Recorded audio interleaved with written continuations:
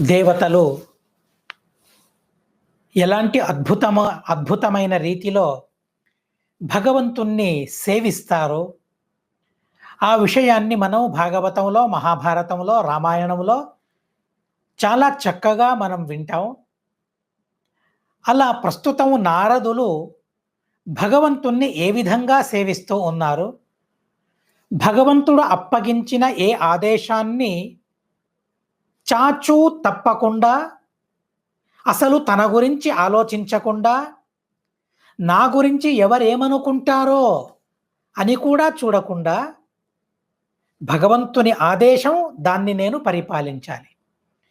భగవంతుని ఆదేశాన్ని పరిపాలించడంలోనే నా జన్మ తరించిపోవాలి. ఎవరేమనుకున్నా నాకేంటి? భగవంతుడు అనుకుంటే నేను కృంగాలి, భగవంతుడు అనుకుంటే నేను విచారించాలి.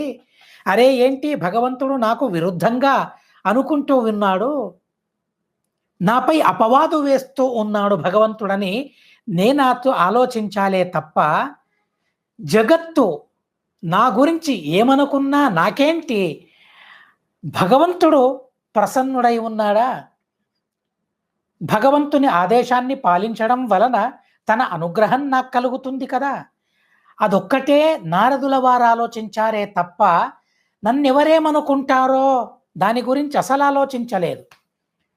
చూడండి, మనం భగవంతుణ్ణి ఎలా సేవించాలి అనే దృక్పథాన్ని నారదుల వారు ఎంత చక్కగా ప్రబోధిస్తూ ఉన్నారో చూడండి. మనమేమంటాం, నారద అనే పేరును వింటే మనమేమనుకుంటాం?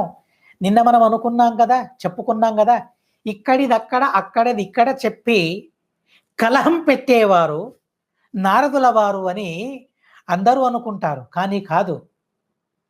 అలా ఎందుకు చేస్తారు? భగవంతుని ఆదేశం ఉన్నందువలన. భగవంతుని ఆదేశమైనా ఎందుకోసమని అంటే జగతి క్షేమం కోసం. అది దేవతా కార్యం. అది సజ్జనుల సంరక్షణ దాని వెనుక ఉంది. కనుక ఏ విధమైన ఆలోచన లేకుండా, చింత లేకుండా నిశ్చింతగా భగవంతుడు చెప్పిన ఆదేశించిన పనులను నారదుల వారు చేస్తూ భగవంతుని మెప్పును పొందుతూ ఉన్నారు. కనుక కంసుని దగ్గరికి వెళ్ళి పూసగుచ్చినట్లు జరగబోయే సంగతిని తెలిపారు. తెలిపిన తరువాత ఇక కంస సంహారం జరగాలి కదా. కంసుని దగ్గరున్న దైత్యులందరూ చనిపోయారు. ఒక్కొక్కరిని కృష్ణుడు చంపాడు. ఇక కంస సంహారం జరగాలి.